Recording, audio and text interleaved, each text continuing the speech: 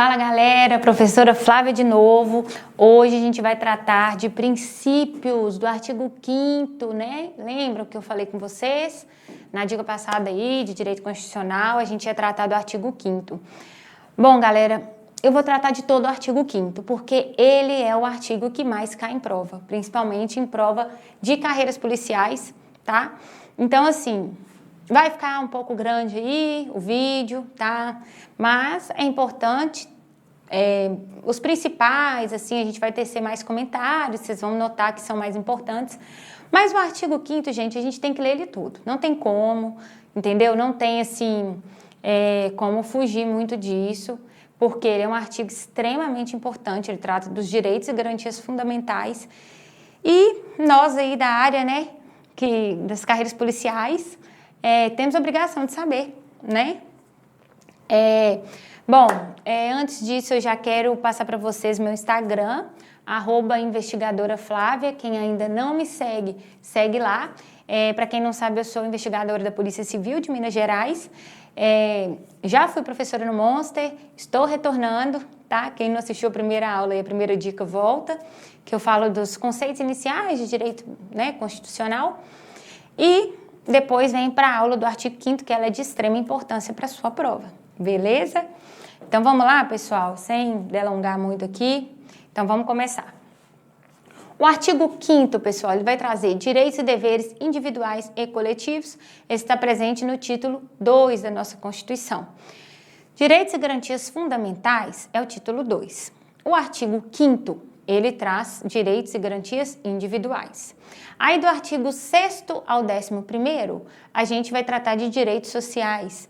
O artigo 12 e 13, de direitos de nacionalidade, né? Nacionalidade.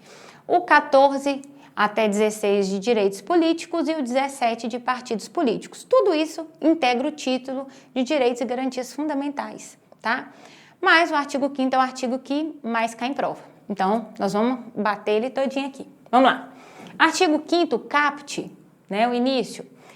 Todos são iguais perante a lei, sem distinção de qualquer natureza, garantindo-se aos brasileiros e aos estrangeiros residentes no país a inviolabilidade do direito à vida, à liberdade, à igualdade, à segurança e à propriedade. Já paramos aqui. Galera, primeira observação a se fazer. O artigo diz que todos são iguais perante a lei, sem distinção de qualquer natureza, garantindo-se aos brasileiros e aos estrangeiros residentes no país. Ainda que o estrangeiro esteja apenas de passagem no país, a ele também são conferidos todos os direitos que estão aqui no artigo 5º, ok? Embora o caput do artigo trate apenas dos estrangeiros residentes no país, já é entendimento dominante que já é um entendimento assim, majoritário, que tanto os estrangeiros residentes quanto aqueles que estiverem de férias, a passeio, têm também garantidos todos os direitos, a inviolabilidade dos 5 principais direitos. Por quê que eu estou falando isso? É o VILSP, né? Vida, igualdade, liberdade, segurança e propriedade. Método mnemônico, VILSP, grava o VILSP. Pessoal, todos os incisos do artigo 5º, os 78 incisos do artigo 5º, eles vão tratar de vida, igualdade, liberdade, segurança e propriedade. Todos eles vão discorrer sobre esses assuntos que são principais. Beleza? Então, vamos lá. Continuando, então. Inciso 1º. Homens e mulheres são iguais em direitos e obrigações nos termos dessa Constituição. Pessoal, aqui o que se está dizendo é que há igualdade formal entre homens e mulheres. A igualdade material é o que a Constituição busca, é aquela igualdade em que se trata igual aos iguais e desigual aos desiguais na medida em que se desigualarem, desculpa. Então, nesse caso aqui, homens e mulheres são iguais em direitos e obrigações nos termos desta Constituição, importante. Inciso 2, ninguém será obrigado a fazer ou a deixar de fazer alguma coisa, senão em virtude de lei. Pessoal, aqui o importante é a gente tratar do termo lei, que aqui é entendido em sentido amplo, de diversas espécies normativas e não apenas a lei em sentido estrito. A lei em sentido estrito, ela é de fundamental importância no direito penal, ok? Mas aqui a gente está tratando da lei em sentido amplo. Ninguém é obrigado a fazer ou deixar de fazer alguma coisa, senão em virtude de lei. Princípio da legalidade.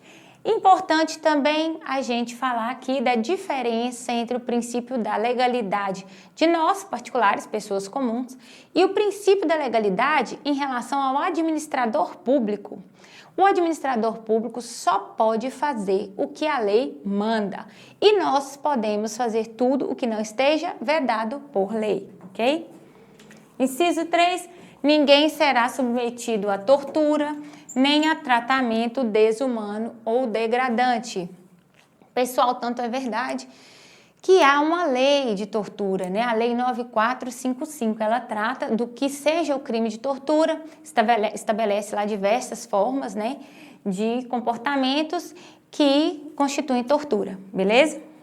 Pessoal, inciso 4, é livre a manifestação de pensamento, sendo vedado o anonimato.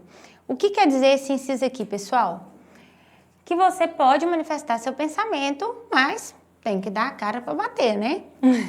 Então, pessoal, o que acontece? Em prova, quando aparece isso aqui, vem para confundir você, candidato, com certeza, vem que é livre a manifestação do pensamento, inclusive se anônima. Não pode, tá? É vedado o anonimato, ok? 5. É assegurado o direito de resposta proporcional ao agravo, além da indenização por dano material, moral ou à imagem.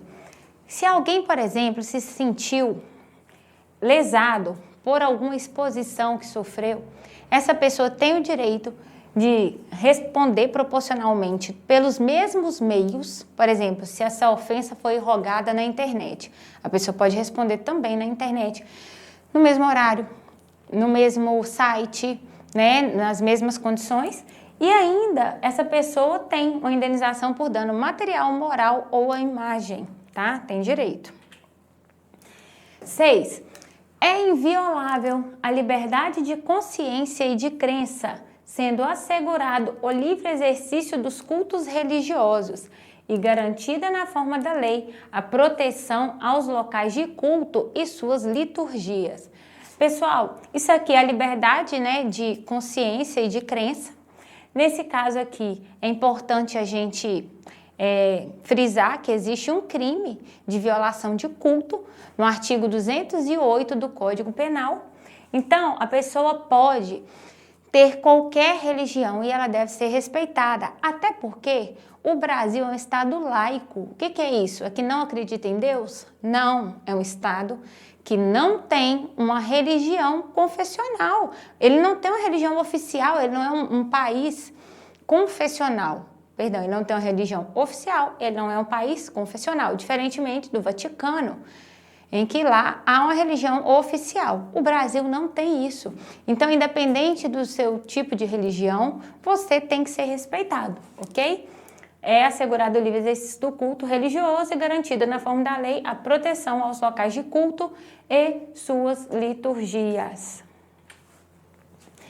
Inciso 7. É assegurada nos termos da lei a prestação de assistência religiosa nas entidades civis e militares de internação coletiva. Aí tem até um desenho aí, ó, do preso que pode ter, né, assistência religiosa. Pessoal, em hospitais a pessoa pode ter essa assistência religiosa e há também nos presídios, tá? Pode ser de acordo com a sua própria religião, não há necessidade de ser a religião escolhida pelo diretor do presídio, por exemplo. Inciso 8. Ninguém será privado de direitos por motivo de crença religiosa ou de convicção filosófica ou político, salvo se as invocar para eximir-se de obrigação legal a todas imposta e recusar-se a cumprir prestação alternativa fixada em lei. Gente, isso aqui chama escusa de consciência.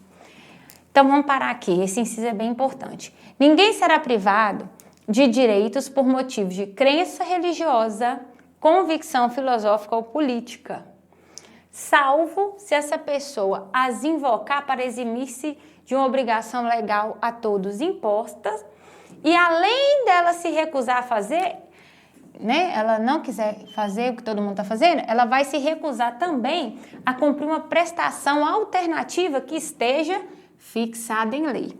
Vamos dar um exemplo prático para isso aqui. Aqui tem da pessoa do alistado, né? Aquele homem que não quer se alistar porque é contra seus princípios, enfim. Ele não quer participar de uma guerra. Essa pessoa, por exemplo, que não quer nem se alistar, ela pode prestar serviços administrativos. Isso é fixado em lei. Agora, vamos num exemplo mais do nosso dia a dia. Vamos falar, existe a religião adventista do sétimo dia, em que as pessoas dessa religião, elas guardam os sábados, né? Então, vamos lá, vamos supor que exista aí uma prova, um sábado, numa escola. Aquele aluno que é adventista, ele pode se recusar a fazer essa prova no dia de sábado, desde que ele se comprometa a fazer em outro dia, que vai ser aí designado pela instituição de ensino, ok? Então, a pessoa pode, então, deixar de fazer alguma coisa que foi imposta a todos, uma obrigação legal imposta a todos. Ela pode deixar de fazer por suas convicções políticas, religiosas e filosóficas. Porém, ela tem que fazer, né? Ela tem que se comprometer a uma prestação alternativa que seja fixada em lei. Observação. Se não for fixada em lei, a pessoa nem é obrigada a cumprir, ok? Ela pode simplesmente se eximir aí dessa obrigação legal imposta a todos e pronto, acabou. Mas, geralmente, é fixada em lei, ok? Aí, o que acontece? Se essa pessoa, ela não quiser fazer o que foi imposto a todos e nem cumprir a prestação alternativa que está fixada em lei, ela pode ser privada de direitos. Um exemplo, ela pode ter suspenso seus direitos políticos, ok? Então, esse aqui, ó, é um inciso bastante importante, viu, pessoal? Então, vocês gravem aí, para nele aqui, façam algumas anotações do que eu falei, põe um exemplo da religião adventista, do alistamento militar, tá? Que é obrigatório, ok? Então, vamos lá. Inciso 9. É livre a expressão da atividade intelectual, artística, científica e de comunicação, independente de censura ou licença. Então, pessoal, é livre a expressão da atividade, põe assim, SICA, porque vocês não vão esquecer, né? Comunicação intelectual, científica e artística, ok? SICA. É livre a expressão da atividade intelectual, artística, científica e de comunicação, independente de censura ou licença. Por exemplo, a pessoa que está sendo biografada por outra pessoa, ela não tem que autorizar ou deixar de autorizar. O que ela pode fazer é, no futuro, entrar com ação contra essa pessoa por danos morais, materiais e a imagem, enfim. Mas essa pessoa não pode proibir que outra pessoa faça uma biografia, por exemplo, da sua vida, ok?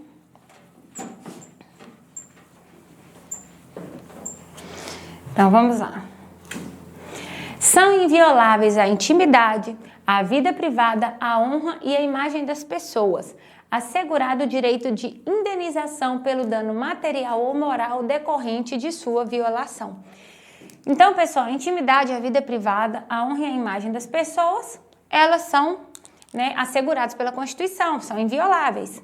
Porém, caso seja violada, a pessoa tem direito à indenização por dano material, moral, que seja aí decorrente dessa violação. Inúmeras, diversas, centenas de ações aí no judiciário por conta disso, principalmente quando é relacionada a artista, né? Que costuma já ter sua vida bastante pública, enfim. Mas o que acontece, pessoal? O que é importante frisar aqui? Quando se fala em honra, é importante a gente lembrar que existem até crimes contra a honra, né? Então, se uma infração é tão grave que chega a se tornar um crime, obviamente ela também será um ilícito aí na seara civil, né? Vamos lá, continuando. Inciso 11, bastante importante para a prova de polícia. A casa é asilo inviolável do indivíduo. Ninguém nela podendo penetrar sem o consentimento do morador. Mas aí, ó, já tem exceção que já está até em vermelho, né? Salvo em caso de flagrante delito, desastre, para prestar socorro ou durante o dia, por determinação judicial. Vamos parar aqui, isso aqui é importantíssimo para quem quer ser polícia, pessoal. Você é polícia, vai cumprir um mandado de busca, ou um mandado de apreensão, ou um mandado de prisão, enfim, busca, apreensão ou prisão. Você pode entrar na casa da pessoa, ainda que com ordem judicial, a qualquer hora que você quiser? Não pode. A gente não faz isso. Então, pessoal, vamos lá. A casa é asilo inviolável do indivíduo. Ninguém nela podendo penetrar sem o consentimento do morador. Mas e se o morador consentir? Se ele consentir, você pode entrar, beleza? Agora, exceções, caso em que você pode violar a casa do indivíduo e não vai estar configurando nenhum ilícito. Se for no caso de flagrante delito, está ocorrendo um crime ali dentro, exemplo, fulano foi sequestrado, João foi sequestrado. Enquanto ele estiver em poder daquela pessoa que o sequestrou, o crime de extorsão mediante sequestro está ocorrendo. A qualquer momento que a polícia invade ali, todas aquelas pessoas ali, aqueles bandidos ali, estão em flagrante, ok? No caso de desastre, você pode, né, entrar na casa para ajudar, para prestar socorro, ou durante o dia, por determinação judicial. Pessoal, durante o dia, tá? Então, já existe aí uma lei, a lei de abuso de autoridade nova, ela traz a determinação do que seja dia. O dia começa às 5 da manhã e termina às 9 da noite. Então, a partir desse horário, eu não posso mais adentrar na casa do indivíduo. Normalmente, a gente, quando vai fazer alguma operação, cumprir algum mandado, alguma coisa, a gente entra na casa do indivíduo aí o mais cedo possível, né? Acorda aí os clientes, né? Todo mundo tá dormindo e é assim que acontece, ok? Mas com mandado judicial. A gente não entra por conta própria, a gente não pode fazer isso. O juiz autoriza, o juiz que expede o mandado de busca e apreensão, o mandado de prisão, e aí a polícia cumpre o mandado. A gente está ali como longa-manos do juiz, a gente só faz o que é determinado. Inclusive, é importante frisar que deve estar bem especificado o local em que a gente vai entrar. Ó, a casa é tal, endereço tal, número tal, de fulano. Porque se essas informações estiverem desatualizadas, não, aquele fulano nem morar lá mais, e nós entrarmos, isso dá um problema danado, ok? Inciso 12. Vamos apagar isso aqui. É inviolável o sigilo da correspondência e das comunicações telegráficas, de dados e das comunicações telefônicas, salvo, no último caso, por ordem judicial, nas hipóteses e na forma que a lei estabelecer, para fins de investigação criminal ou instrução processual penal. Vamos lá, galera. Primeira coisa. A regra é que as comunicações são sigilosas, tá? Mas é uma exceção, né? Ó, vai haver uma exceção no caso de uma investigação criminal ou um processo judicial criminal. Se for cível, a gente pode aí então quebrar o sigilo telefônico de alguém? Não pode. O juiz não vai conceder. Eu era casada com José. O José me largou, ou eu larguei, fui embora, e o José não quer pagar a pensão para nossa filha. Mas eu sei que ele tem um monte de bens, ele está colocando tudo em nome dos outros, para não pagar a pensão, nananã, enfim. E aí? Aí a pessoa vem e pede, advogado, vai lá e pede para quebrar o sigilo telefônico dele. Pode? Não pode, não pode, porque obrigação alimentícia é cível, não é criminal, ok? Então, a regra é da inviolabilidade do sigilo das comunicações. Há exceção? Sim. Em último caso aqui, né, comunicações telefônicas e de dados, por ordem judicial, tá? O juiz que determina essa quebra aqui do sigilo telefônico sigilo das comunicações e sigilo de dados, né? Na hipótese e na forma que a lei estabelecer para fins de investigação criminal ou instrução processual penal, é só por crime, tá bom? Então, existe a Lei 9296, que vai tratar de interceptação telefônica. Ela estabelece os modos como isso vai ser feito, tá? Então, é importante aí deixar vocês cientes, né, de que existe uma lei. Inciso 13, deixa eu apagar aqui de novo, gente. É livre o exercício de qualquer trabalho, ofício ou profissão, atendidas as qualificações profissionais que a lei estabelecer. Então, desde que o trabalho seja lícito, é livre, né? Qualquer trabalho, ofício ou profissão. Agora, há casos em que a lei regulamenta determinadas profissões, por exemplo, o advogado. O advogado ele precisa passar no OAB para ele passar a exercer a advocacia, ok? Isso é perfeitamente possível, constitucional, tranquilo aqui, com base no inciso 13 do artigo 5º. Inciso 14. É assegurado a todos o acesso à informação e resguardado o sigilo da fonte quando necessário ao exercício profissional. Pessoal, a regra é que todo mundo tem direito à informação. Porém, essa informação é irrestrita? Não. Inclusive, eu vou frisar aqui uma coisa que já era até para eu ter falado no início. Pessoal, nenhum direito fundamental é absoluto. Todos eles podem ser relativizados. Inclusive, até a pena de morte pode vir a existir no Brasil no caso de guerra declarada, ok? Então, vamos lá. É assegurado a todos o acesso à informação e resguardado o sigilo da fonte quando necessário ao exercício profissional. É um exemplo disso o sigilo que existe entre o médico e o paciente, né?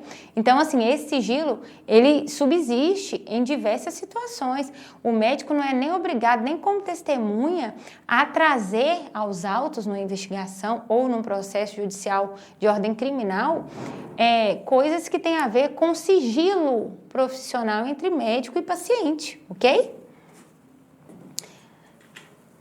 É livre a locomoção no território nacional em tempos de paz, podendo qualquer pessoa, nos termos da lei, nele entrar, permanecer ou dele sair com seus bens. Isso aqui, né, uma interpretação a contrário senso, a gente faz no seguinte, é que se for em tempo de guerra, a locomoção não é livre, ok? Então, pessoal, apenas em tempos de paz é livre a locomoção, né, no território nacional. Qualquer pessoa pode nele entrar, permanecer ou sair com os seus bens. Se estivermos em guerra, pode? Estado de sítio, pode? Não, né? Há várias restrições. Inciso 16. Todos podem reunir-se pacificamente e sem armas em locais abertos ao público, independentemente de autorização, desde que não frustrem outra reunião anteriormente convocada para o mesmo local, sendo apenas exigido prévio aviso à autoridade competente. Vamos parar nesse inciso, ele é muito importante também. Pessoal, todos podem reunir-se pacificamente e sem armas em locais abertos ao público. É um exemplo passeata. Importante frisar que essa reunião ela tem que ser transitória, a pessoa não vai morar ali, né? É durante um tempo, pouco tempo. Isso independe de autorização. Ninguém tem que pedir autorização ao poder público para fazer esse tipo de reunião, tá? Porém, é necessário prévio aviso à autoridade competente.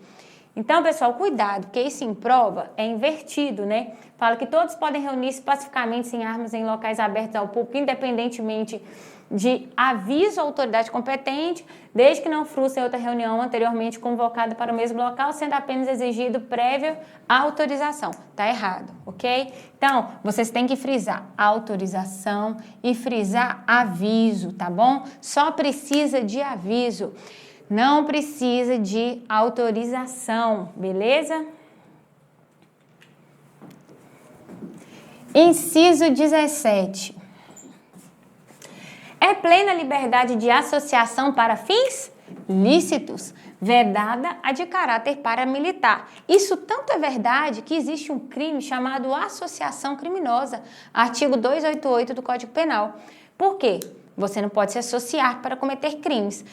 Inclusive, esse crime já se consuma no momento da associação, independentemente de aquela associação criminosa praticar crimes ou não, né? Como ela se formou para fins ilícitos, ela já é vedada, ok? Então, ele é plena liberdade de associação para fins lícitos e é vedada de caráter paramilitar. Inciso 18. A criação de associações e, na forma da lei de cooperativas, independem de autorização, sendo vedada a interferência estatal em seu funcionamento. Vamos lá.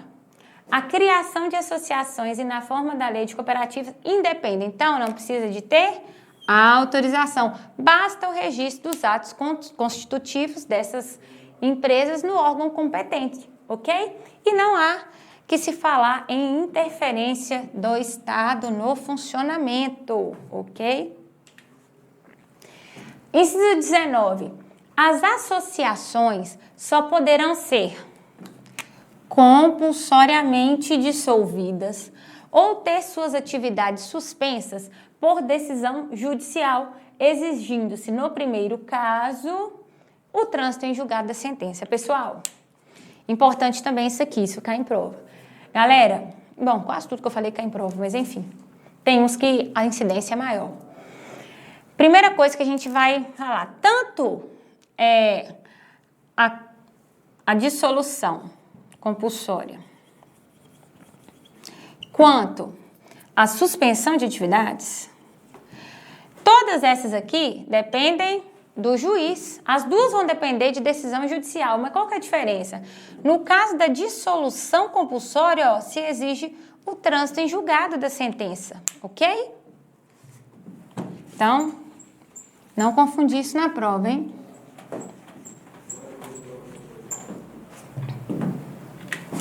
Inciso 20. Ninguém poderá ser compelido a associar-se ou a manter-se associado. Inciso 21.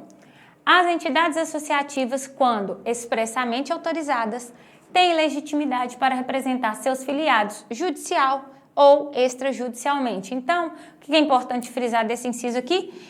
Quando expressamente autorizadas. Nesse caso, elas vão representar, tanto em juízo quanto administrativamente, os seus associados.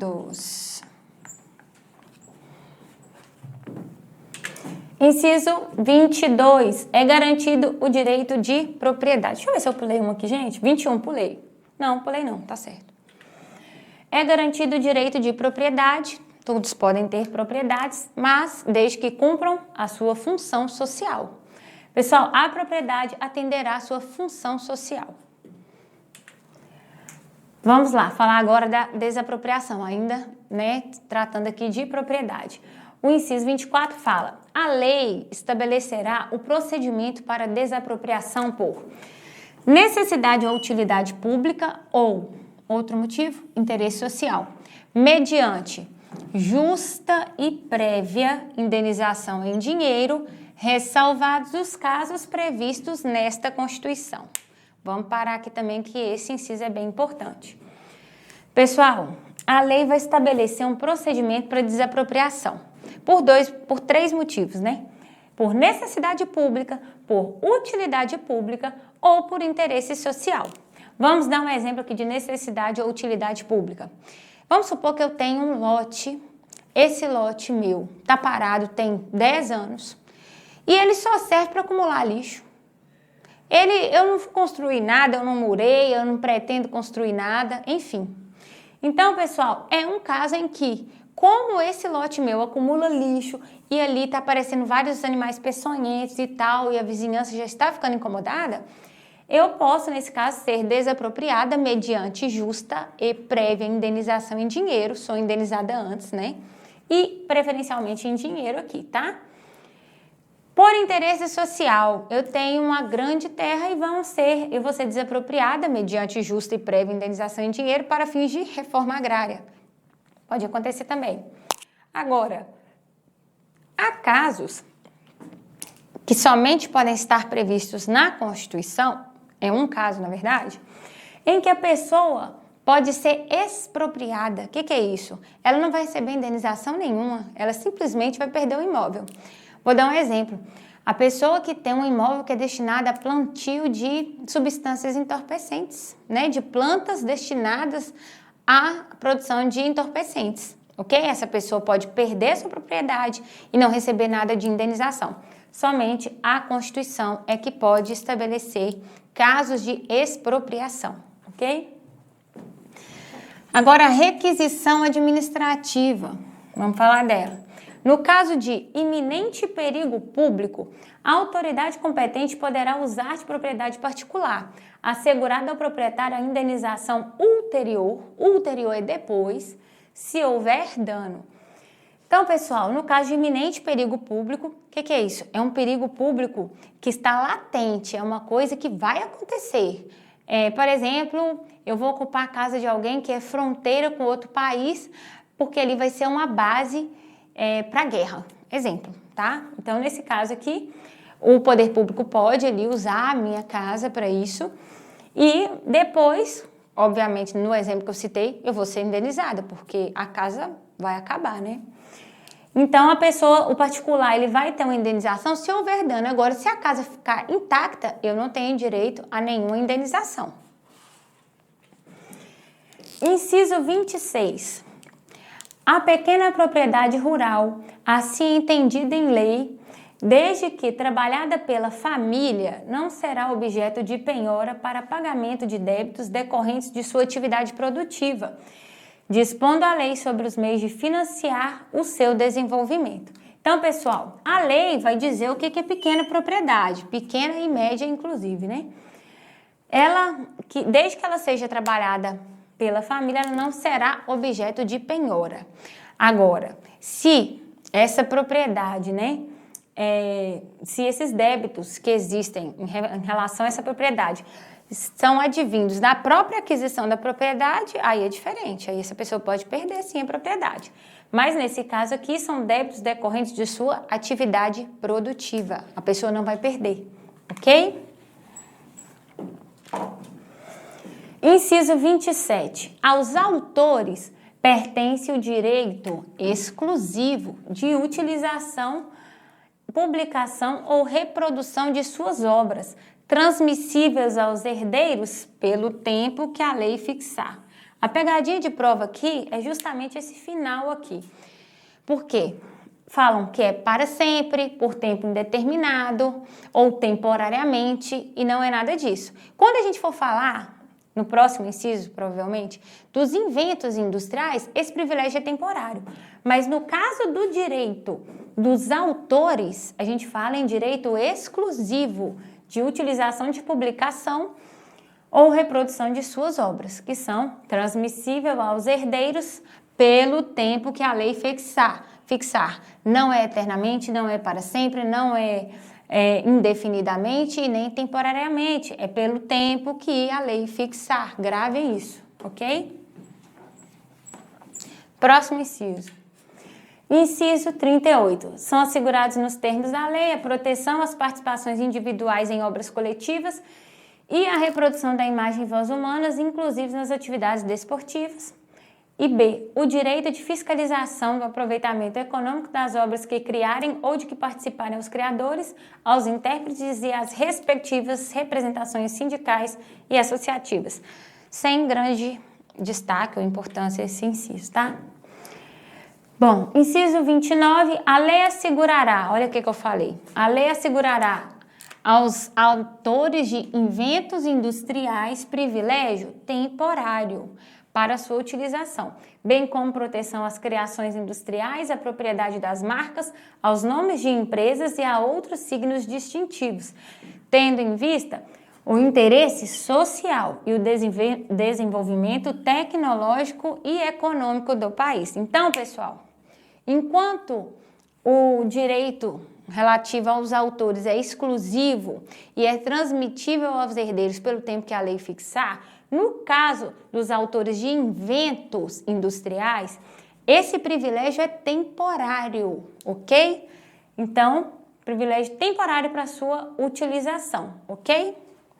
Grava isso aí.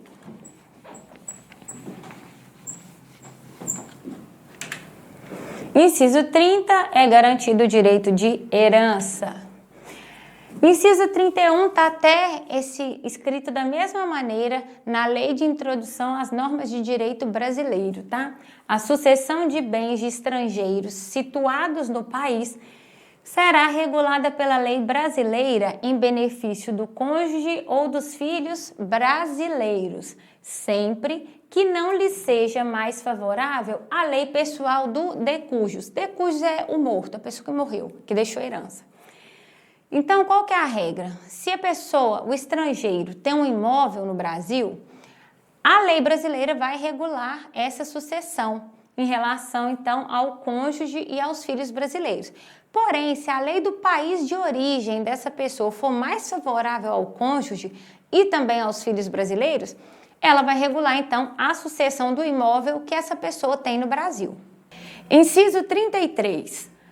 Todos têm direito a receber dos órgãos públicos informações de seu interesse particular ou de interesse coletivo ou geral que serão prestadas no prazo da lei, sob pena de responsabilidade, ressalvadas aquelas cujo sigilo seja imprescindível à segurança da sociedade e do Estado. Pessoal, primeira observação aqui, nenhum direito fundamental é absoluto, correto? Então, o que acontece? As pessoas têm direito a essas informações, porém, se isso gerar algum problema à segurança da sociedade ou do Estado, pode ser negada àquela pessoa tal informação, ok? Então, nenhum direito fundamental é absoluto, beleza? E cuidado na prova, porque na prova eu já vi questão falando assim, ainda que sigilosas. Então, como se a pessoa tivesse um direito absoluto àquelas informações, independente de ser caso de sigilo, né, que importe segurança da sociedade e do Estado, beleza? Inciso 34. São a todos assegurados, independentemente do pagamento de taxas, ou seja, a gratuidade, tá bom?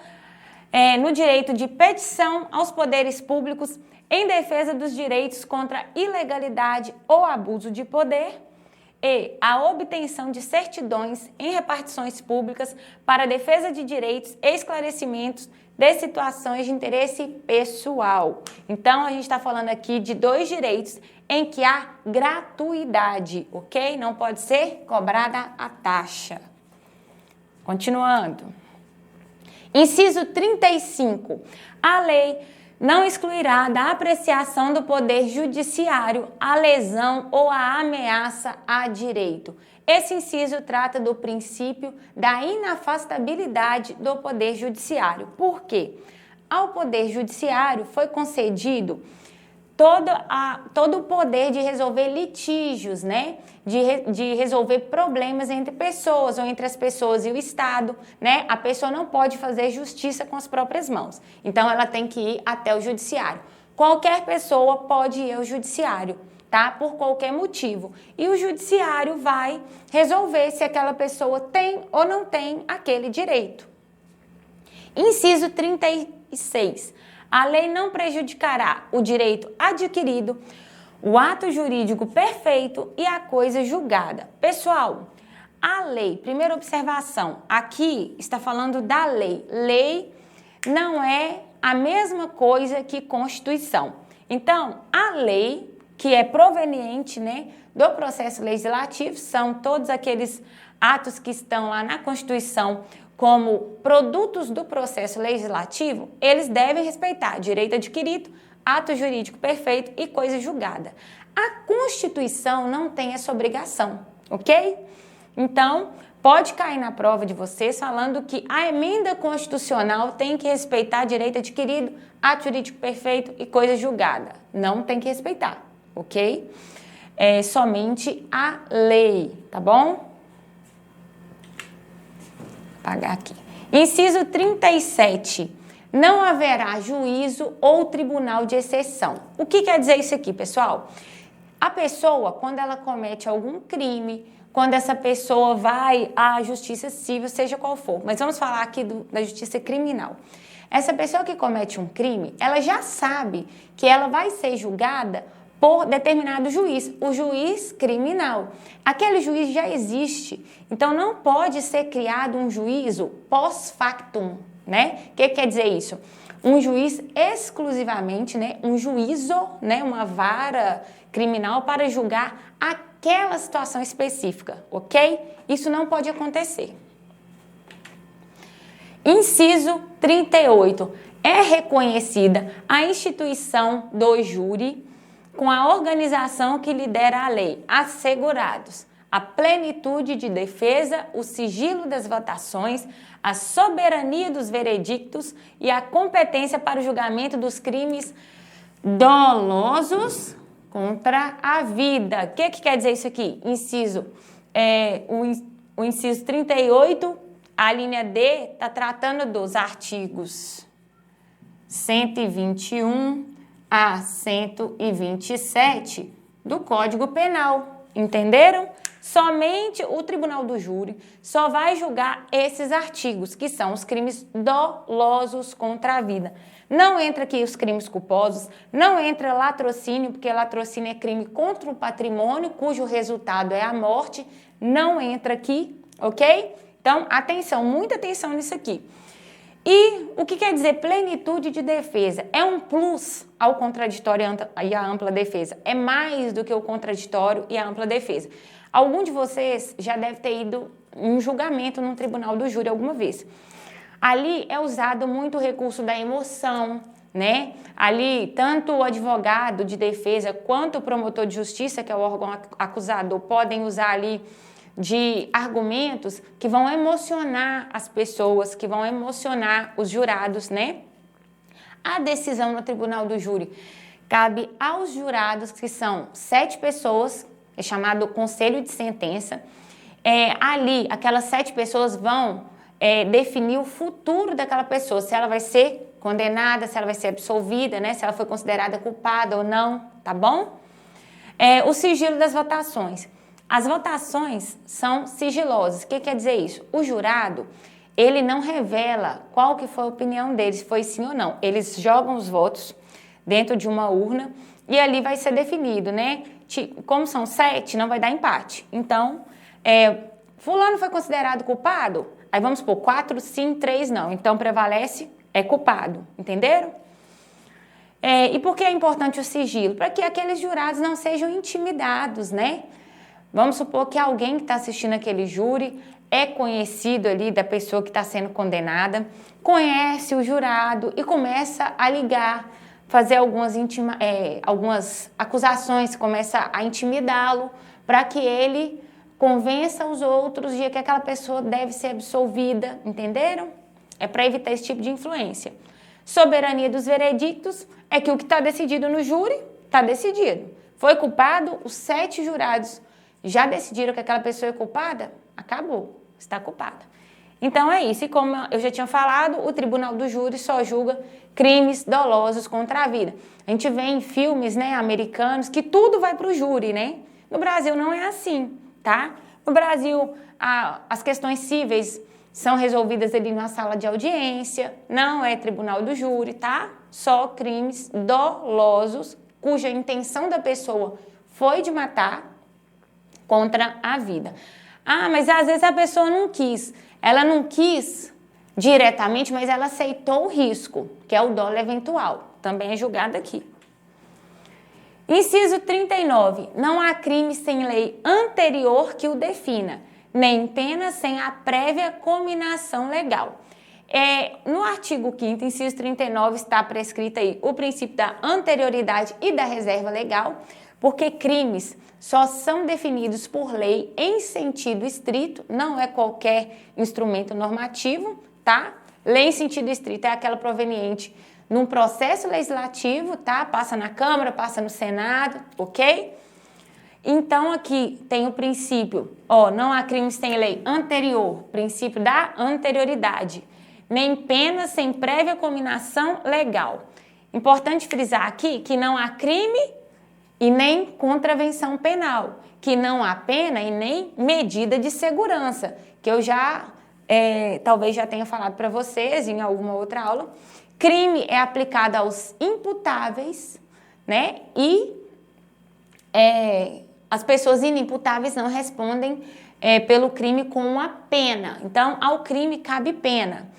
As pessoas inimputáveis, que são aquelas que não têm no momento do crime a consciência de que estão cometendo o crime, né? Ou não conseguem naquele momento se comportar de acordo com esse entendimento, a elas são aplicadas medidas de segurança. É o caso, por exemplo, de uma pessoa que tem esquizofrenia, né? E naquele momento ela está com algum surto, essa pessoa, a ela vai ter aplicado não uma pena, mas sim uma medida de segurança. Então, tanto para a pena quanto para a medida de segurança, tem que haver uma lei que já a defina, ok? E no artigo 1º do Código Penal temos a mesma determinação. Inciso 40. A lei penal não retroagirá, salvo para beneficiar o réu. Vamos lá. Pessoal, a regra. Vamos supor que hoje adultério não é crime. E amanhã vem uma lei determinando que adultério é crime. A pessoa que praticou hoje o adultério não vai responder pelo adultério. Por quê? Porque a lei precisa ser anterior à prática do adultério. Então, se a partir de amanhã adultério virou crime, então, a partir de então, essa pessoa já sabe que adultério é crime e aí ela vai passar a responder, tá, pelo crime de adultério. Sabemos que não há mais esse crime, ok? Não é mais um crime no Brasil. Então, o que aconteceu? Aí, salvo para beneficiar o réu. Aí, vamos supor que hoje adultério é crime. Mesmo exemplo, tá? Mesmo crime aí. Hoje adultério é crime. Amanhã não é mais. Eu pratiquei hoje, então eu pratiquei um crime. Porém, se a partir de amanhã ele deixou de ser crime, eu já não vou ser mais processado e nem condenado pelo adultério. Ok? É isso que acontece. Então, a lei penal, a regra, não retroagirá. Mas, se for para beneficiar o réu, ou seja, para ajudá-lo de qualquer forma, ela retroagirá. Exemplo, uma nova causa de diminuição de pena em um crime. Se eu já pratiquei esse crime, se eu já estou sendo julgada por esse crime e surge essa nova causa de diminuição, eu vou ter direito a ela. Por quê? Porque nesse caso, ela vai retroagir ao tempo do crime para me beneficiar, ok? A lei punirá qualquer discriminação atentatória dos direitos e liberdades fundamentais. Aqui não há nenhuma observação importante. Inciso 42. A prática do racismo constitui, vou até grifar, racismo constitui crime inafiançável e imprescritível, sujeito à pena de reclusão nos termos da lei. E a gente também já vai pular aqui para falar de um outro crime que é imprescritível. Constitui crime inafiançável e imprescritível a ação de grupos armados, civis ou militares contra a ordem constitucional e o Estado democrático. Pessoal, para gravar isso aqui, vocês vão gravar, olha, o ração. O que é isso? Racismo e ação de grupos armados, civis ou militares contra a ordem constitucional e o Estado democrático. Esses dois, eles são imprescritíveis, que é a principal qualidade aqui que a gente vai destacar. Por quê? O decurso do tempo não faz com que esses crimes desapareçam, tá? Todos os crimes têm um prazo prescricional que está lá no Código Penal. Porém, o racismo e os crimes de ação armada de grupos civis ou militares contra a ordem constitucional ou Estado democrático, esses não prescrevem. A pessoa pode ter praticado esse crime e sumido por muitos e muitos e muitos anos. Quando ela voltar, ela ainda pode ser processada e condenada por esses crimes. E inafiançáveis também. Não cabe o quê? Fiança. O que a fiança faz? Quando a pessoa é presa, por exemplo, em flagrante delito, imediatamente o delegado já determina. E aí, cabe fiança, doutor? Tem situações que o delegado pode determinar, tem situações que são só o juiz, tá? Aí, o que o delegado faz? cabe fiança, R$3.000. O que quer dizer? Se a pessoa paga na hora aquele valor, ela vai responder ao processo em liberdade. Para esses crimes, a Constituição já determinou que não é possível fiança, ok? Então, racismo e ação de grupos armados, civis e militares contra a ordem democrática, contra a ordem constitucional e Estado democrático, não vão ser afiançáveis, tá? E agora a gente vai falar do 3TH, não tem gafe. É outro macetinho aí que nós vamos passar para vocês. No inciso 43, está escrito: a lei considerará crimes inafiançáveis e insuscetíveis de graça ou anistia a prática de tortura, tráfico ilícito de entorpecentes e drogas afins, terrorismo e os definidos como crimes hediondos, por eles respondendo os mandantes, os executores e os que, podendo evitá-los, se omitirem. Esse aqui, vocês vão gravar um macetinho, 3TH não tem gafe. O que é que quer dizer? Vamos lá? O 3T, tráfico, tortura e terrorismo. H, hediondos, não tem o quê? Graça, anistia e fiança, tá bom? Pessoal, eles prescrevem diferentemente de racismo e ação de grupos armados, tá? Esses dois são imprescritíveis. E friso ainda em relação à imprescritibilidade de crimes. Apenas a Constituição pode criar crimes imprescritíveis. A lei não pode fazer, tá bom? E aqui é o seguinte: o 3TH não tem gafe, prescreve, tá? Mas ele não é suscetível a graça, anistia e fiança, tá bom?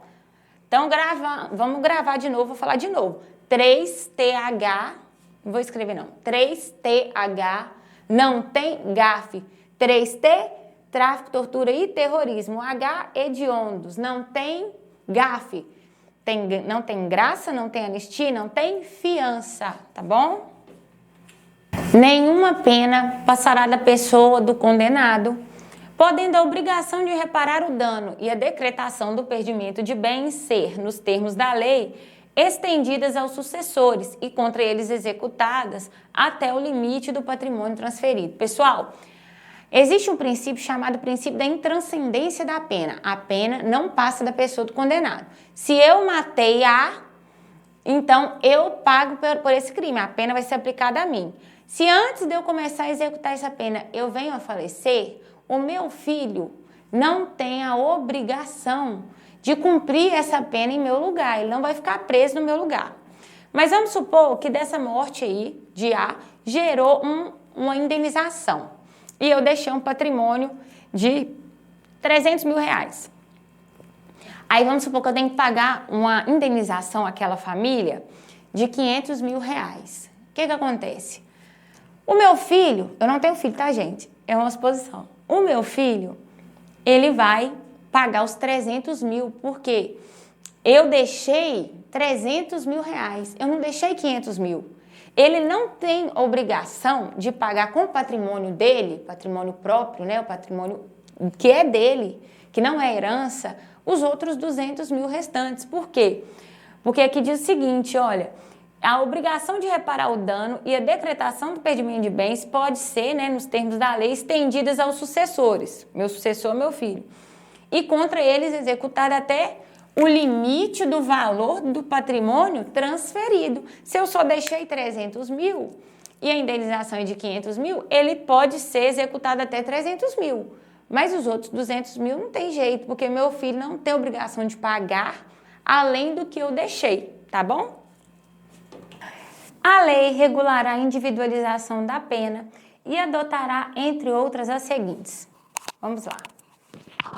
Penas permitidas no Brasil. Privação ou restrição da liberdade. Pena privativa de liberdade, pena restritiva de direito.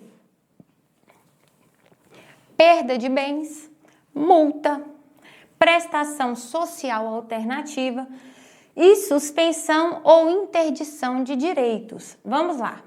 Pessoal, aqui fala do princípio, né, da individualização da pena. O que isso quer dizer? O artigo 59 do Código Penal já trouxe a regulamentação desse princípio. Não quer dizer que porque eu e você praticamos um crime juntos, que responderemos pela mesma pena, com a mesma pena. Responderemos pelo mesmo crime, sim, ok, nós dois. Né? Vamos supor que eu e você matamos José. Nós dois matamos José, ok? Mas vamos supor que eu sou primário e você é reincidente. A minha pena é menor que a sua, tá? Essa é a implicação disso, da individualização da pena. Ainda são observados outros comportamentos, né, social, conduta social, enfim. Vários outros requisitos são observados no momento que o juiz vai fazer a individualização da pena, tá bom? E quais são as penas admitidas no Brasil? Privação ou restrição da liberdade, perda de bens, multa, prestação social alternativa, suspensão ou interdição de direitos. O artigo 91 e 92 do Código Penal também trazem os efeitos automáticos da pena e os efeitos que dependem de requerimento, né, efeitos específicos da pena também, que são desdobramentos aí, né, dessas penas aqui, da perda de bens, da prestação social alternativa, da suspensão e interdição de direitos, ok? Serão declarados em sentença, né? Deixa eu dar um exemplo aqui para vocês de uma situação que eu já vi em prova. Eu falei aqui sobre reincidência e primariedade, né? Princípio da individualização da pena, falei sobre isso aí no exemplo. Pessoal, vamos supor que eu cometa um crime hoje e sou condenada. Minha sentença transitou em julgado. Durante 5 anos, se eu cometer qualquer outro crime, eu já vou ser considerada como reincidente, ok? Chama-se prazo depurador da reincidência, são 5 anos. Serão 5 anos durante o cumprimento da minha pena, qualquer momento, né? E os 5 anos prazo depurador, a partir do momento que eu terminei de cumprir a pena. Vamos supor, fui condenada hoje, estou cumprindo pena. Então, qualquer hora que eu praticar qualquer crime aqui, eu vou ser considerada reincidente. Acabei de cumprir a pena, saí do presídio. Tem 5 anos. Durante 5 anos, se eu cometer qualquer crime, eu ainda sou reincidente. 5 anos e 1 dia, eu volto a ter tratamento de ré primária, ok? Tratamento, ok? Beleza. Então, um exemplo. Eu, hoje, cometi um roubo. E essa sentença não transitou em julgado, eu estou sendo processada. Estou sendo processada ainda. O processo demora muito, né? Vamos supor que daqui 2 anos, minha sentença ainda não transitou em julgado, não. Eu vou lá e cometo outro roubo. E aí? Na individualização da pena, eu posso ter agravante de reincidente? Galera, a resposta é não. Eu não serei considerada reincidente. Por quê? Porque ainda não transitou em julgado, né, a minha sentença. Então, eu ainda vou ser considerada primária, embora ainda esteja sendo processada, ok? A pena será cumprida em estabelecimentos distintos, de acordo com a natureza do delito, a idade e o sexo do apenado. Homens e mulheres não cumprem pena juntos, na mesma cela. Pode ser no mesmo presídio? Pode. Desde que sejam em alas separadas, né? Pavilhões separados. Natureza do delito. Há criminosos que são de alta periculosidade, né? Que essas pessoas têm que ficar em presídio de segurança máxima, ok? A idade. O menor de idade, ele comete crime? Não, ele comete ato infracional análogo a crime tal. Essa pessoa não vai cumprir pena junto com a pessoa que é maior de idade, ok? Inciso 49. É assegurado aos presos o respeito à integridade física e moral. Exemplo é o chamamento nominal. Dentro do presídio, né, os agentes, a polícia penal, chamam os presos pelo nome.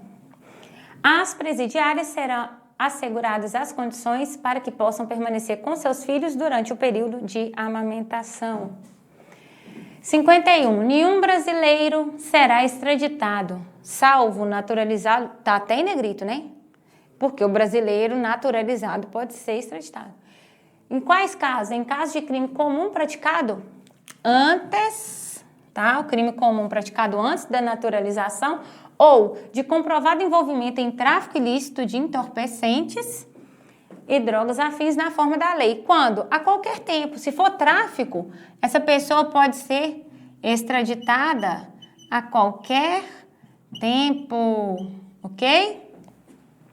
Então, para aqui, gente. Existe brasileiro nato e brasileiro naturalizado. O que é brasileiro naturalizado? É aquele que optou por ter a nacionalidade brasileira depois. Não foi com o nascimento, né?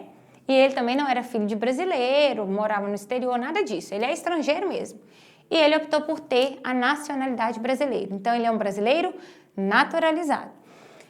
Essa pessoa tem um tratamento diferente pela Constituição em pouquíssimas situações, tá? Inclusive nessa de extradição, ok?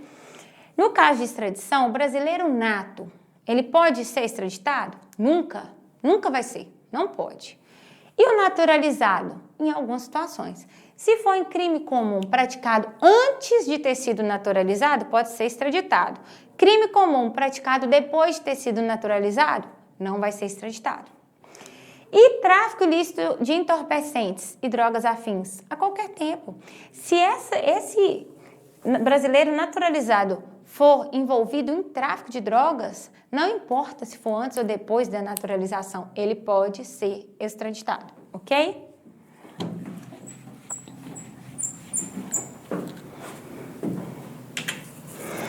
Inciso 52. Não será concedida a extradição de estrangeiro por crime político ou de opinião. Bom, pessoal, estrangeiro sempre pode ser extraditado, é a regra, ele pode ser extraditado. Ele é estrangeiro, ele não é brasileiro naturalizado, nem brasileiro nato, ele é estrangeiro. A nacionalidade dele é outra.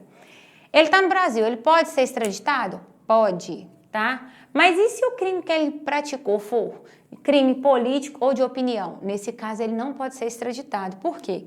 Porque no Brasil prevalece o princípio da liberdade de expressão. Essa pessoa não vai ser extraditada. Apenas nesses dois casos, ok? Inciso 53. Ninguém será processado nem sentenciado, senão pela autoridade competente. Pessoal, o princípio do juiz natural, tá? Isso aqui visa o quê? Evitar juízo ou tribunal de exceção, que são aqueles criados pós-factum, né? Após o crime ter ocorrido, aí cria-se um tribunal que é só para julgar aquele caso. Isso não pode acontecer no Brasil. Bom, ninguém será privado da liberdade ou de seus bens sem o devido processo legal. Aqui colocamos alguns exemplos, né? Ampla defesa, contraditório, juiz natural, celeridade, enfim. Todo mundo só será privado de sua liberdade ou de seus bens após o processo legal, tá? Pessoal, há exceções? Prisão provisória? Existem exceções em que a pessoa, de acordo com os requisitos do artigo 312 do Código de Processo Penal, representa aí uma ameaça, por exemplo, à garantia da ordem pública, garantia da ordem econômica. Essa pessoa vai ser privada da sua liberdade antes de passar por todo o processo. São casos excepcionais. Como eu já disse, nenhum direito fundamental é absoluto. Todos podem ser relativizados. Opa, passei muito. Aos litigantes em processo judicial ou administrativo e aos acusados em geral são assegurados o contraditório e ampla defesa com os meios e recursos a ela inerentes. Pessoal, todo mundo em processo administrativo ou judicial tem o direito de saber qual acusação que pesa contra si ou por que está sendo processado, enfim, seja qual seara for, criminal ou civil ou da fazenda, não importa, né? Tributário. Essa pessoa ela tem o direito de saber e também de contradizer tudo que está sendo dito contra ela. Então, ela pode, usando todos os meios de prova lícitos em direito, ela pode se defender, ok?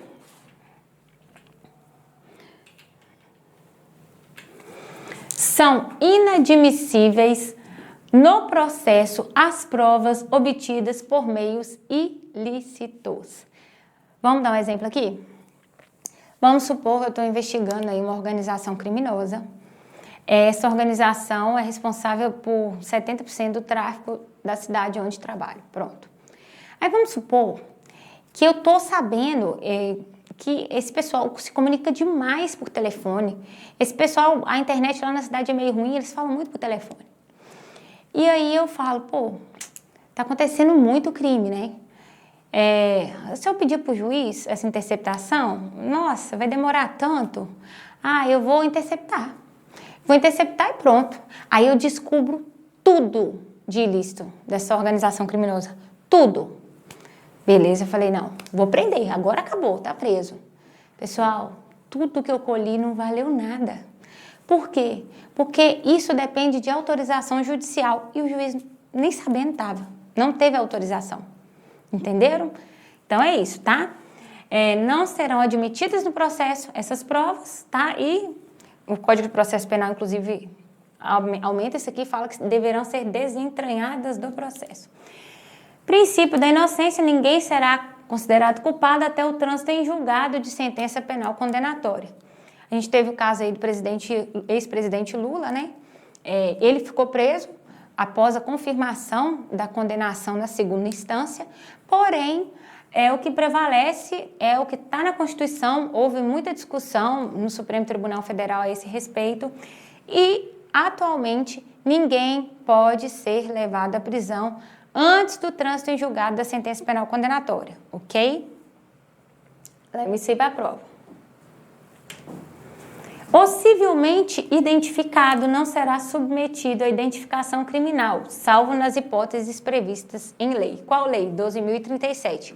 Traz exceções aqui, caso em que o civilmente identificado também será submetido à identificação criminal. Pessoal, isso aqui foi uma alteração. Antes, qualquer pessoa, ainda que civilmente identificada, seria obrigatoriamente aí submetida à identificação criminal, os dedinhos, foto e tal. Hoje não é mais, tá? Então, o civilmente identificado, você pegou ali, você prendeu o cara está com a carteira de identidade dele, conferiu a ele não precisa ser submetido à identificação criminal, tá? Inciso 59. Será admitida ação privada nos crimes de ação pública se esta não for intentada no prazo legal. O que é isso aqui? O promotor perdeu o prazo da denúncia. A denúncia é uma peça exclusiva do promotor nos crimes de ação penal pública. Então, só ele que pode propor denúncia. Porém, se ele ficar inerte, então o particular pode, né, nós, pessoas comuns, podemos, então, propor uma ação penal privada, tá? Agora, pessoal, se ele ficar inerte, se ele analisar a situação e ver que aquilo não é caso de denúncia e arquivar aquilo ali, ok, ele não ficou inerte, tá bom? Inciso 60. A lei só poderá restringir a publicidade dos atos processuais quando a defesa da intimidade ou o interesse social o exigirem. Qual que é a regra aqui? A publicidade dos atos processuais. Os processos são públicos. Qualquer um pode chegar lá e olhar um processo na Secretaria do Fórum, ok? Porém, se a defesa da intimidade, lembra o caso da advogada que eu contei? Se a defesa da intimidade exigir, né, aí o juiz pode decretar o quê? Segredo de justiça, ok? É comum, pessoal, em crimes sexuais ser decretado aí o segredo de justiça, porque é muita exposição, às vezes, para a vítima, né? Então, vamos lá. Inciso 61. Ninguém será preso senão em flagrante delito ou por ordem escrita e fundamentada de autoridade judiciária competente, salvo nos casos de transgressão militar ou crime propriamente militar definidos em lei. Então, vamos lá. Qual que é a regra? A regra é que ninguém vai ser preso. Exceção, se a pessoa for presa em flagrante, pode, ou por ordem escrita e fundamentada, mandado de prisão, né? Estou cumprindo um mandado de prisão, essa pessoa vai ser presa. Agora, se for transgressão militar ou crime militar previsto no Código Penal Militar, esses crimes propriamente militares admitem a prisão da pessoa independentemente dela estar em flagrante, ok? Então, são exceções. Caso de transgressão militar ou crime propriamente militar. Por quê? Porque o militar, gente, ele tem um tratamento diferente de nós, os civis. Não estou falando só do policial militar, né? Nem só de nós, policiais civis.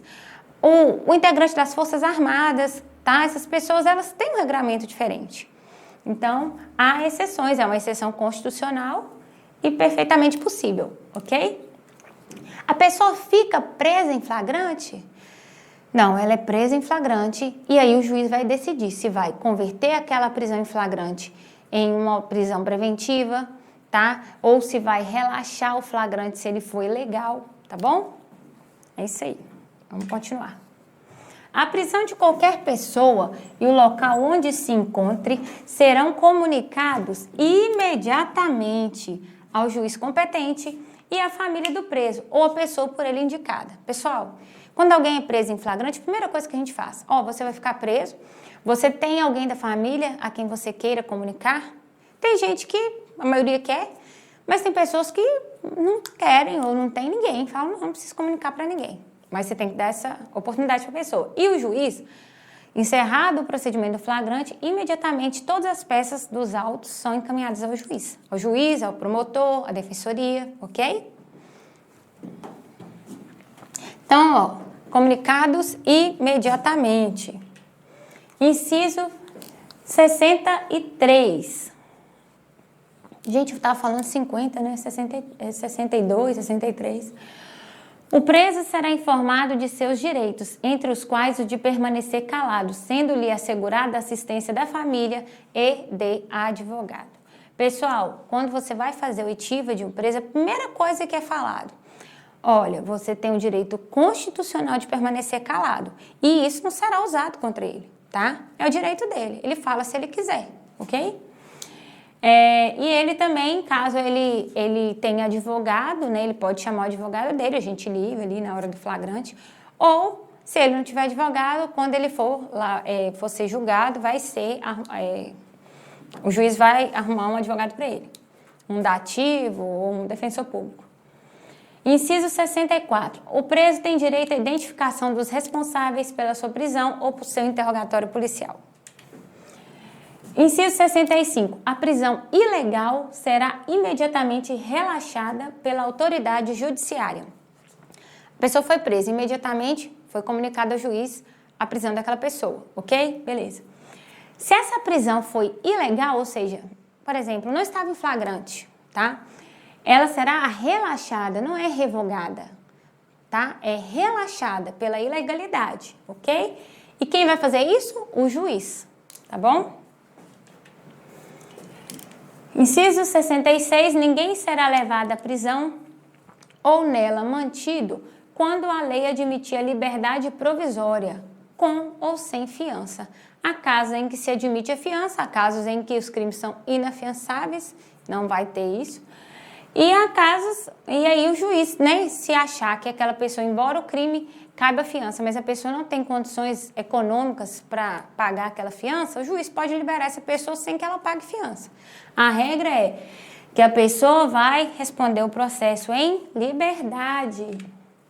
Inciso 68. Conceder-se-á habeas corpus sempre que alguém sofrer ou se achar ameaçado de sofrer violência ou coação em sua liberdade de locomoção por ilegalidade ou abuso de poder. Se eu tenho ordem judicial, prenda essa pessoa, ela vai impetrar habeas corpus?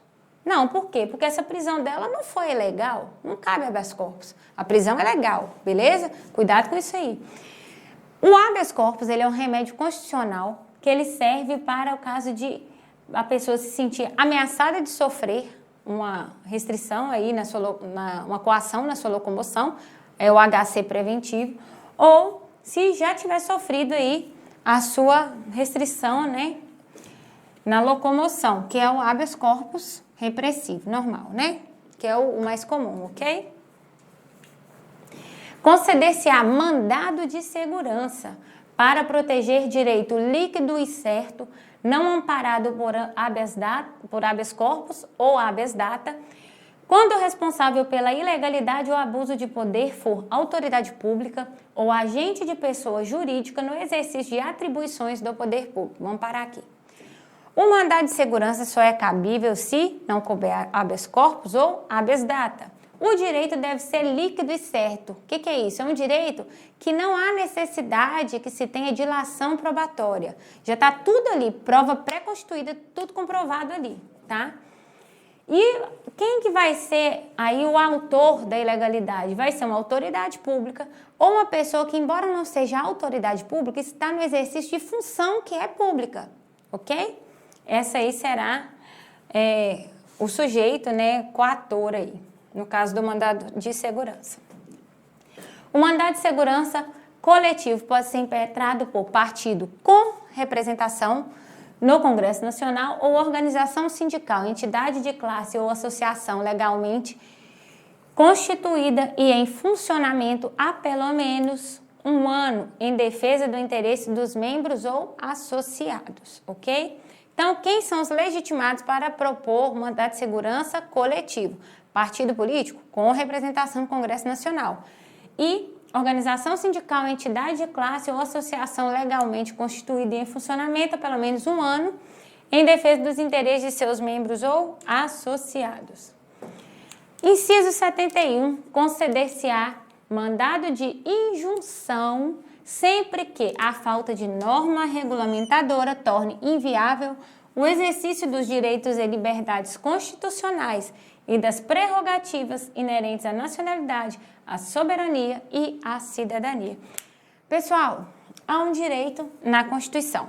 Porém, não existe uma lei ainda que regulamente aquele direito e, por isso, acaba que a pessoa não consegue exercer aquele direito fundamental. Porém, como nós veremos adiante, todos os direitos fundamentais são de aplicação imediata. Então, a pessoa impetra um mandado de injunção, que vai ser o caso em que o Congresso vai ser obrigado, né, a legislar e permitir ali que aquele direito fundamental torne-se viável, ok? Como o nosso judiciário, ele concretiza, ele é um guardião da Constituição e ele é responsável pela concretização dos direitos fundamentais também, ele vai tornar essa prerrogativa possível, ok? Inciso 72. Conceder-se-á habeas data. Letra A. Para assegurar conhecimento de informações relativas à pessoa do impetrante. Só ele pode impetrar habeas data. Ninguém pode representá-lo nisso. Constante em registros ou bancos de dados de entidades governamentais ou de caráter público, embora não sejam públicas, ok? Ou para retificação, correção de dados, quando não se prefira fazê-lo por processo sigiloso, judicial ou administrativo. Então, quem que é o sujeito ativo aqui no habeas data? É só a pessoa do impetrante. Ele está querendo saber informações de si, informações próprias de si mesmo. Só ele pode impetrar um habeas data, ok? Inciso 73. Qualquer cidadão, capacidade eleitoral ativa, tá? Esse é o cidadão.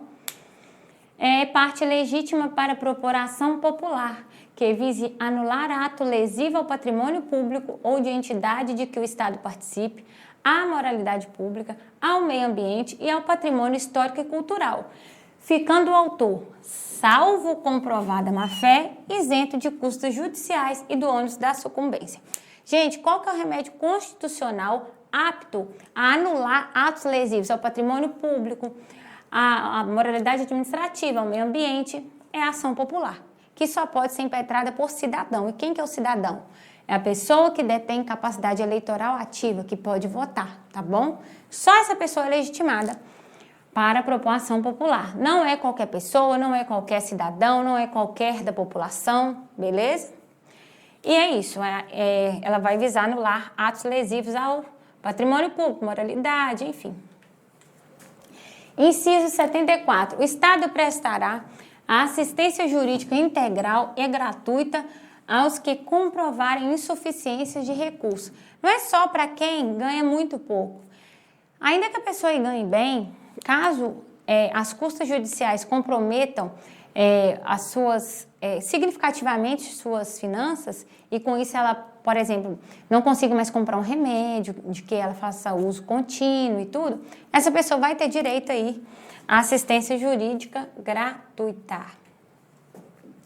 O Estado indenizará o condenado por erro judiciário, assim como que ficar preso além do tempo fixado na sentença. Observe o que eu circulei. O condenado não é o preso provisório, não é aquele que está preso em flagrante que foi convertido em preventivo, tá? É o condenado em sentença penal condenatória com trânsito em julgado, ó. Se ele for condenado, ele era inocente, foi condenado de forma errada, ele tem direito à indenização, ou se ele ficar preso além do tempo fixado na sentença, ele também vai ter direito a essa indenização. O preso provisório não vai ter.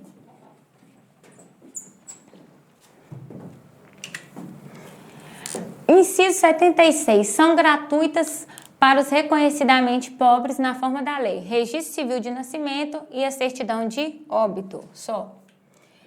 São gratuitas as ações de habeas corpus e habeas data, e na forma da lei os atos necessários ao exercício da cidadania. Mandado de segurança é gratuito? Não, mandado de segurança paga. Ação popular é gratuita?